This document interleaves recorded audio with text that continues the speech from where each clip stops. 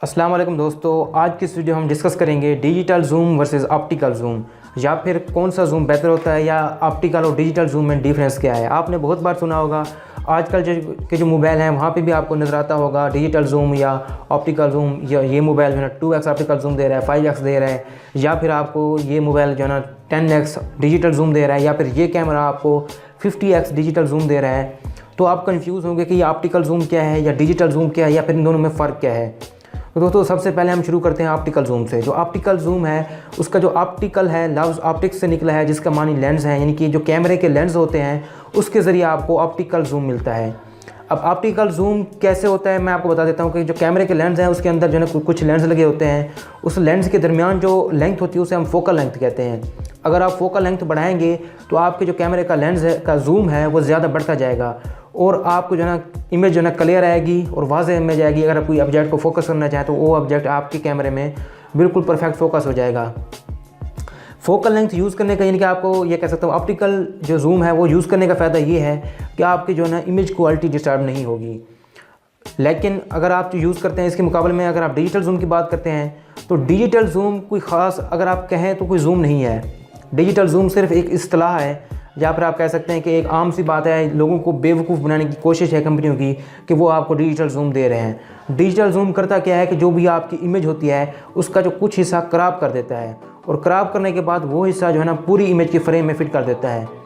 तो वो जो इमेज होता है वो आपको डिजिटल जूम होती है। अक्सर आप मोबाइल में देखते होंगे आपको 3x 2x 5x 10x तक आपको डिजिटल जूम मिलता है, लेकिन ये डिजिटल जूम करने का कोई भी फ़ायदा नहीं है। उसकी वजह ये है कि आपको जो है ना सिर्फ इमेज को क्रॉप करके आपका कैमरा आपको दे रहा होता है, भले आप किसी डिजिटल कैमरे में यूज़ कर रहे हो या फिर आप जो है ना अपने मोबाइल में या स्मार्टफोन में यूज़ कर रहे हो डिजिटल जूम, तो आपकी जो इमेज है ना वही क्रॉप हो रही होती है, उसमें कोई भी जूम नहीं होता।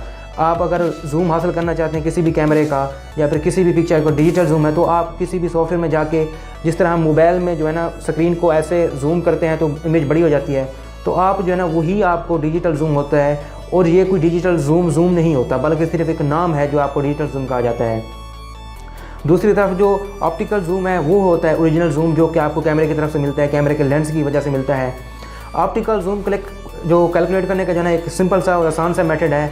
आपने ये देखना है कि आपके जो कैमरे की है ना वो कौन सा लेंस है। मिसाल के तौर पर अक्सर जो किट लेंस होते हैं वो 18 mm to 55 mm तक होते हैं। तो इसको जो है ना ऑप्टिकल जूम हम इसका कैसे कैलकुलेट करेंगे, तो आपने जो बड़ी रकम है उसके ऊपर छोटी रकम को डिवाइड कर देना है। जैसे 55 mm है तो आप इसके ऊपर 18 को डिवाइड करेंगे तो आपके पास जवाब आ जाएगा 3.125, हाँ इतना आता है, 3.125 आ जाएगा।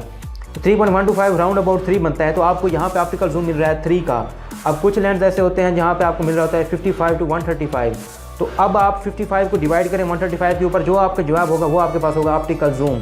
तो जो ऑप्टिकल जूम है आपकी इमेज की क्वालिटी में कोई असर नहीं होता, कोई भी फ़र्क नहीं पड़ेगा आपको इमेज क्वालिटी में। लेकिन जो डिजिटल जूम होता है वही आपकी इमेज को क्रॉप करके दिखा रहा होता है, और डिजिटल जूम करने का कोई भी फ़ायदा नहीं है। अगर आपने डिजिटल जूम करना ही है तो आप पूरी इमेज ले लें, उसके बाद आपको जो इमेज का पार्ट बेहतर लगता है आप उसे क्रॉप कर लें। यही चीज़ जो है ना डिजिटल जूम होती है। इमेज को जो है ना क्रॉप करना डिजिटल जूम कहलाता है। तो आप पोस्ट प्रोसेसिंग में जैसे ही आप कोई इमेज का कोई भी पार्ट आपको अच्छा नहीं लगता तो आप उसे क्रॉप कर दें, बाकी जो इमेज बचती है आप उसे यूज़ करें। तो उसकी वजह यह है कि जो अपनी बाद में अपनी मर्ज़ी से आप कोई भी हिस्सा ऐसा उठा कर यूज़ कर सकते हैं और बेस्ट यानी के पार्ट उठाएंगे।